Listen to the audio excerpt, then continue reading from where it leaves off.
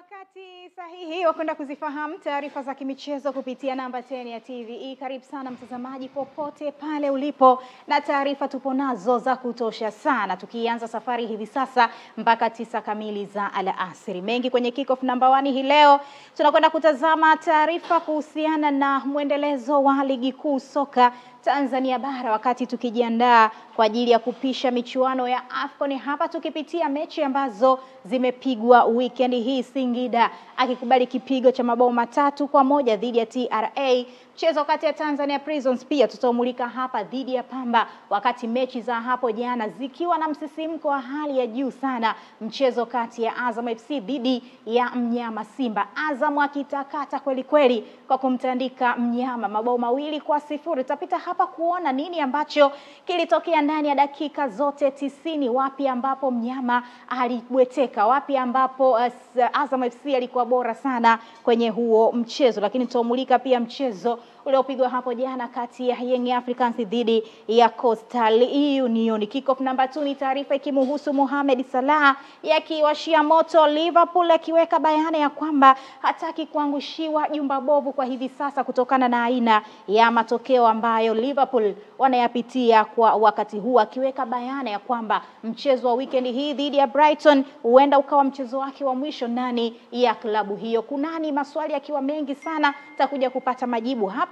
kupitia kick-off namba 2 ndani ya namba 10 ya TVE. Kick-off namba 3 kama kawaida ni kurasa za magazeti, tutapita kumulika kile ambacho kimeandikwa kwa siku ya hii leo. Review ni mechi mbalimbali za ligi kuu ya kule England. Tutakwenda kutazama mchezo kati ya Aston Villa dhidi ya Arsenal. Arsenal akikubali kipigo cha mabao 2-1 kutoka kwa Aston Villa. Mechi kati ya Manchester City dhidi ya Sunderland. Mchezo kati ya Real Betis dhidi ya Barcelona. Tukimulika pia ligi ya kule Italia ama Serie A na mechi nyingi ambazo zimepigwa pia weekend hii. Profile tutapita kumulika taarifa ambazo tupo nazo hapa ndani, bila kusahau kwa upande wa preview ikiwa ni mwendelezo wa ligi kuu ya kule England na ligi mbalimbali huko barani Ulaya. Hizi zote tutapata nafasi wa kuzitazama kwa ukubwa wake. Esther Maongezi niko hapa, mzee wa jambia Wilson Jioni Oruma akiwa amepoa kweli kweli. Hii mechi ya Aston Villa na Arsenal tunasema wachawi hai. Yani hai. Unajua kuna watu timu zikifungwa ngoja Liverpool so story. Liverpool so story. Liverpool kasare, si ndio? Liverpool kaenda sare na Leeds. Ukisare ukiwa unatoka kuongoza 2-2 afu kasare. Liverpool kama umefungwa. Liverpool sio story. Sisi tunawaangalia Arsenal ambao msimu huu mnajidhatiti ya kwamba ubingwa achana na bingwa mtetezi kwa sababu ana mengi ambayo ameanza nayo msimu huu. Huyu tumwache pembeni, ana special case tutaitazama vizuri baadaye. Ila Arsenal wachawi hai. Mzee jambia uko sawa, lakini weekend yako ilikuwa nzuri? Alhamdulillah. Leo ni Jumatatu unajua Yes. Jumatatu na mambo mengi sana. Nilikuwa maeneo yetu yale nikasubiri simu ziite sana. Maeneo ya wapi? Maeneo yetu kule. Sasa kama unakuja kimya kimya mimi nafanyaje? Wewe si uwisi tu ya kwamba weekend nitakuwa nyumbani. Hapana. Haya bwana, sawa. Sisi twende tukaianze safari kwenye kick-off number 1 hii leo, tukimulika mwendelezo wa ligi kuu ya soka Tanzania bara ama NBC Premier League. Mechi zikipigwa weekend hii, mechi tamu kweli kweli, mechi za kutakata kupita maelezo. Mchezo ambao ulikuwa ni wa mvuto ama mchezo uliokuwa ni wa tunasema mchezo mkubwa. Tuzungumze hivyo, si ndivyo mzee jambia Tutaje mchezo mkubwa. Ile ni dabi unajua kati ya Azam pamoja na Mnyama Simba. Mechi ilikamilika ndani ya dakika 90 kwa Mnyama kukubali kipigo cha mabao 2-0, wakati Young Africans akipata ushindi wa goli 1-0 dhidi ya Coastal Union. Goli pekee la Prince Mpumelelo Dube tutakuja kulizungumza hapa kwa undani wake. Tuanze na mchezo mkubwa mzee jambia siku ya jana, Azam dhidi ya Simba. Hapa ndipo ambapo mzee jambia tunasema kazi ya ukocha ni ngumu. Yani kama wewe upo pengine pembeni yangu mimi as a head coach, wewe uko pembeni yangu na kazi ya kunishauri pengine, alafu ukaniachia majukumu ama nikakuachia majukumu ya kwamba haya sasa mzigo huu hapa, nenda kausimamie ndani ya dakika 90. Hapo ndipo ambapo tunaona kazi ya ukocha ni ngumu sana. Kitu ambacho kimetokea hapo jana, pengine tunaweza tukaizungumza kwa namna gani? Matola hakuchanga karata zake sawa sawa, ama kuna sehemu ambapo wachezaji walimwangusha kwa namna moja ama nyingine? Yeah, nafikiri ni issue ya players. Mechi zaidi nafikiri ilikuwa kwenye mazingira ya ni nani amerekebisha makosa yake zaidi, kwa sababu kuja kwenye hii game ilikuwa inaonekana kwamba kutengeneza nafasi sio shida ya timu hizi mbili. Yani creating chances sio shida ya Azam wala sio shida ya Simba. Shida ya timu zote mbili ni kwenye matumizi ya hizo nafasi, si ndio? Okay. Ni kilio cha Simba tangu mechi ya Petro, mechi ya Stade Malien. Hapa kati kidogo walikuja wakafunga goli 3 mechi ya Mbeya City, si ndio? Lakini bado hiyo mechi walistahili kufunga zaidi ya goli ambazo walizipata. Ukienda kwa Azam the same, kuanzia mechi ya Wydad kosa nafasi nyingi sana. Ukienda kwenye mechi ya Singida Black Stars, Azam walitengeneza nafasi nyingi sana lakini walizipoteza. Kwa hiyo hii mechi ya Mzizima Derby, kwa sababu sio shida za timu yoyote kutengeneza nafasi, sio shida ya Azam wala sio shida ya Simba. Sasa game ilikuwa inaamuliwa nani atarekebisha ufanisi mbele ya lango.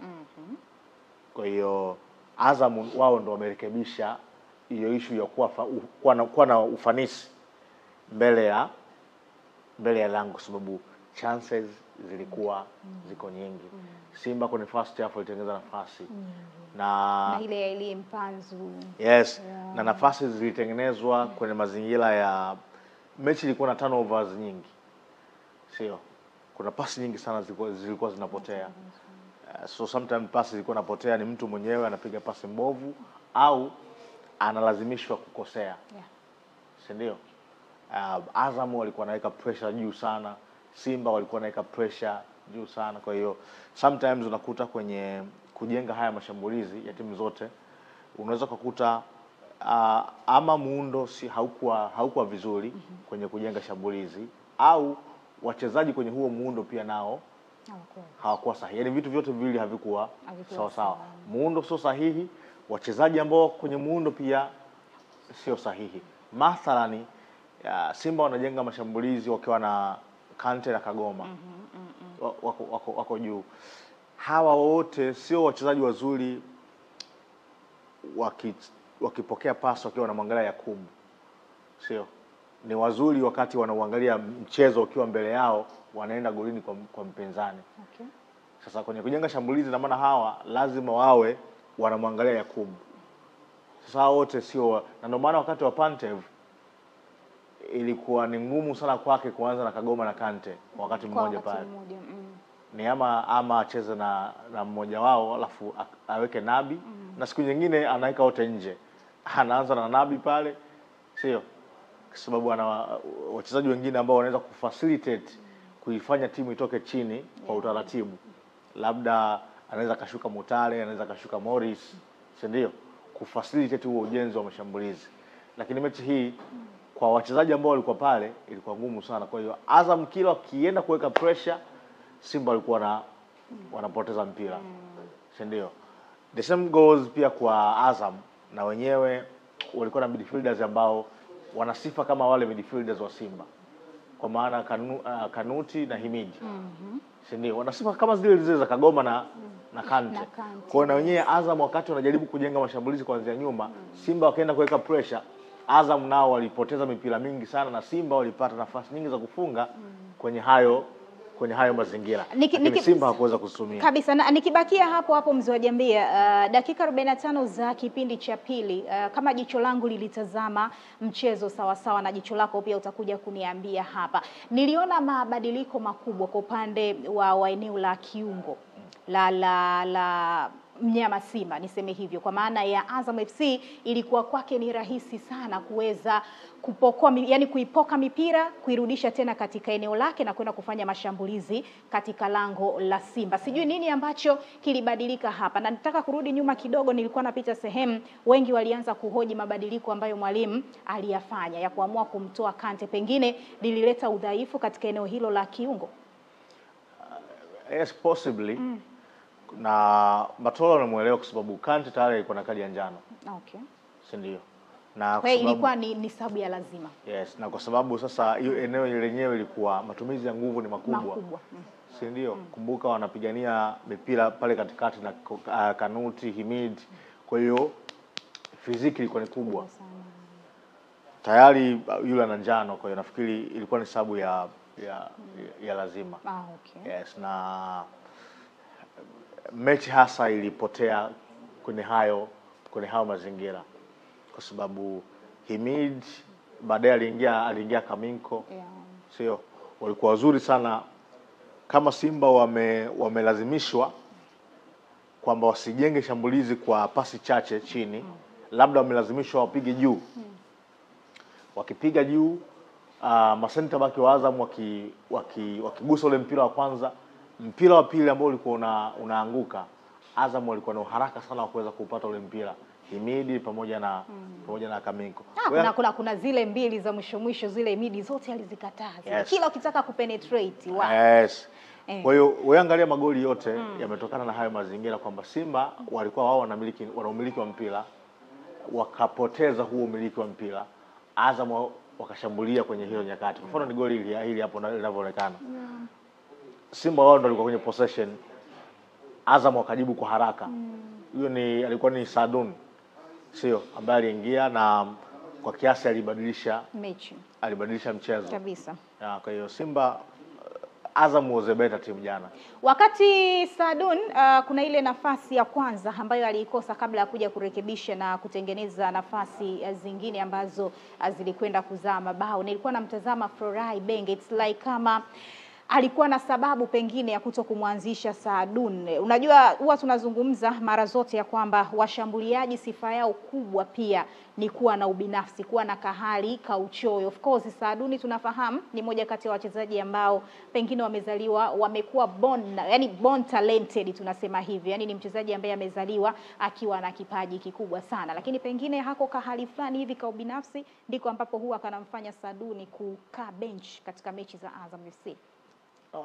Sifikiri kama sifikiri kama Sadun ni binafsi. Labda kwenye hayo maeneo, kwa sababu mara nyingine msimu uliopita Azam tulikuwa tunaona namtumia mbele kama mshambuliaji wa kati, lakini msimu huu Azam wameleta number 9 Jefte Kitambala. So huwezi kutegemea kama Saduni endelee kuanza mbele ya Jefte Kitambala. Msimu uliopita alikuwepo nani ule Blanco, lakini nafikiri Blanco yeye ndo alitoa nafasi ya Saduni awe anaanza, kwa sababu Blanco hakuwa kwenye standard ile ambayo Azam walikuwa na istahili. Kwa hiyo akaruhusu Saduni awe anaingia anaanza kwenye kikosi cha kwanza. So now Azam ameleta striker Kitambala. Yes. Ambaye kwenye kufuzu kwenda hatua ya makundi, Jefte alifunga goli 5 kwa Azam. Yes. Ingawa jana ndo alifunga bao lake la kwanza kwenye ligi, lakini alifunga bao 5 kuwafanya Azam wa qualify kwa ajili ya hatua ya makundi. Kwa hiyo wanaye number 9. So option inayobaki kwa Sadun ni kuweza kupigania hayo maeneo ya pembeni ambako nako is not easy. Ni maeneo ambayo kuna Sopu, kuna Nado, sio? Kwa hiyo nafikiri hiko ndo kinamfanya Sadun kwa sasa apumzike kwenye hii nafasi ambayo anaipata benchi. Sawa, tuzungumzie pia ukuta wa mnyama Simba ambao ulikuwa unakatika kweli kweli. Pengine Simba anaendelea kuwa na hayo matatizo, na hasa kwenye eneo la, of course Sadun alikuwa anatokea kulia kule wakati wamechange. Alikuwa amekaa mwenyewe mzee mzima Baba Esther alikuwa kule. Lakini kasi ya Baba Esther na kasi ya Sadun vilikuwa ni vitu viwili tofauti. Pengine Simba kuna namna ambayo sasa hivi wanatakiwa kuongeza kasi, maybe namna gani ambavyo wanaweza wakajipanga kuhakikisha kwamba lango lao linakuwa salama sana, hasa kwenye eneo la defense. Ya, na unaweza kumlaumu Baba Esther na hata Mligo. Ukiangalia kwenye bao la kwanza, Mligo pia alikuwa amechelewa kwenye eneo lake, amemruhusu Jefte ashuka akiwa yuko free. The same pia kule kwa Shomari, lakini unajiuliza kwa sababu ni kama unaangalia tu sehemu ambayo ulianguka, huangalia umejikwaa wapi. Kwa sababu ndio maana pale mwanzo nimesema hii mechi ilikuwa na turnovers nyingi. Haya magoli yamefungwa wakati Simba wako kwenye umiliki wa mpira. Umeelewa? Sasa kama Simba wako na umiliki wa mpira, Simba wakati wanamiliki mpira, Shomari hawezi kuwa chini. Au Mligo hawezi kuwa chini. Wanatoka. Si ndio? Yes. Ina maana hao wote timu ina mpira, hao wote wanasogea juu. Sasa muda huo Azam labda amejibu shambulizi kwa mpira mrefu. Uweze kumtegemea Baba Esther atoke juu alipokuwa akapanda au chini kufanya marking. Sio, maana sasa balance ya timu italetwa na hawa viungo wa ulinzi, kwamba ameshatoka Mligo, ameshatoka Shomari, sio? Hawa Kante pamoja na Kagoma wao ndo wanapatrol haya maeneo ambayo hawa watu wametoka, ili kuweza kubalance timu namna ambavyo inakwenda kushambulia na namna ambavyo inaweza kuzuia. Lakini tunazungumza kwamba Kante alikuwa tayari ameshatoka. Kwa hiyo ukiangalia magoli yote, bao la kwanza nafikiri kulikuwa na 3 dhidi ya 3, goli la pili kulikuwa na wawili nafikiri dhidi ya 2. Kwenye hao mazingira unafungwa, ina maana Simba walikuwa na idadi ndogo ya watu, na ni kwa sababu tayari timu ilikuwa kwenye umbo la kwenda kuattack. Si ndio? Yes, kwa hiyo nafikiri ni namna ambavyo wanaweza kupata hizo balance, lakini ni dynamic ambayo inaletwa na matukio ya mchezo. Ambacho unaweza, kwa sababu nafasi hizo Simba anaweza kazitoa kwa timu nyingine na bado wakatoka na ushindi au wakatoka na sare. Si ndio? Sasa mazingira hayo Simba wameyatoa kwa timu ambayo jana ilikuwa na ufanisi kwenye kumalizia nafasi, ambayo ni Azam. Sawa. Nafasi ya mzee wetu kaka yako tunaiweka wapi, mzee wa Jambia kipindi hiki? Kakangu nani? Si kakako, mwanao sana. Nani? Si Sele? Au sio kakako yule? Mbona kama asikuelewa sasa. Unasema nafasi ya kaka yako tunaionaje pia ndani ya Simba baada ya kupoteza Mzizima Dabi? Ama bado kuna safari anatakiwa apewe hivi karibuni, ama mnyama na kila sababu ya kuingia mawindoni haraka iwezekanavyo kwa ajili ya kuleta kocha mpya? No, washasema kwa sababu sasa hivi na time ligi haiko tena, hakuna Champions League, tunakwenda kwenye AFCON na Simba wameshatangaza kwamba watatafuta kocha. Kwa hiyo nafikiri hakuna haja sisi kutuambia wakati wao wenyewe walishasema. Si ndio? Kwa hiyo nafikiri watapata kocha.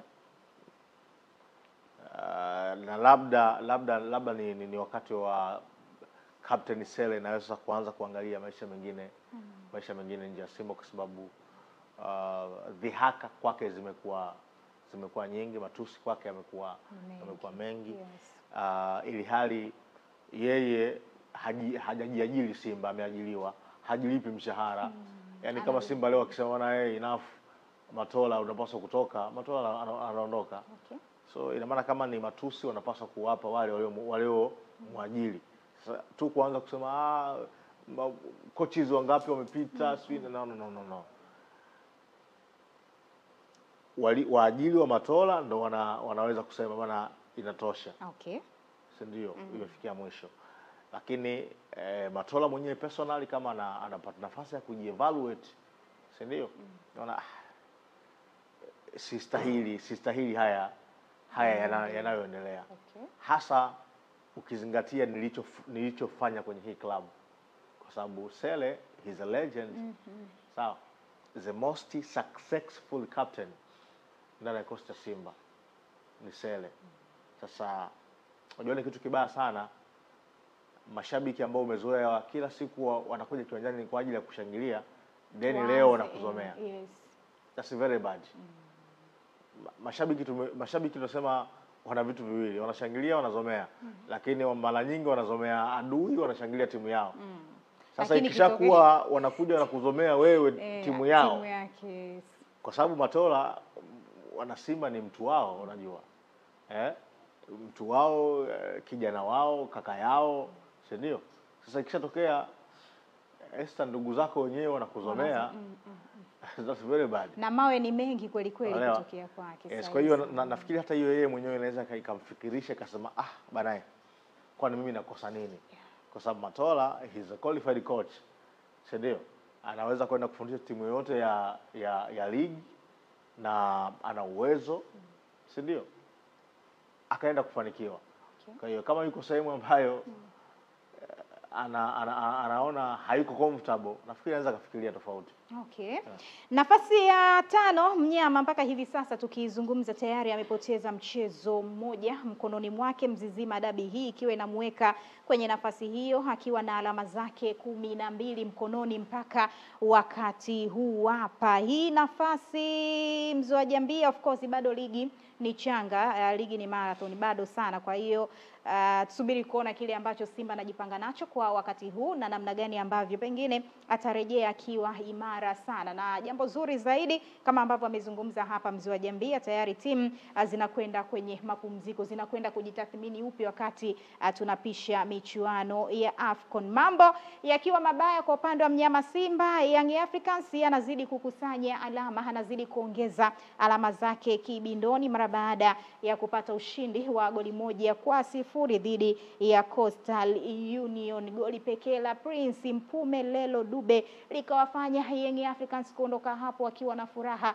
kweli kweli. Tunasema Prince Dube confidence imezidi kuwa juu sana, anazidi kuwapa raha wananchi kwa kile ambacho anakifanya katika hizi mechi. Alitoka kuwapa ushindi muhimu sana kwenye mechi ya hatua za makundi, ukapata alama yao pale, lakini anarejea tena kwenye ligi, anawapa pia raha mashabiki. Pengine huu muendelezo tuzidi kuona ukiendelea kwa upande wake.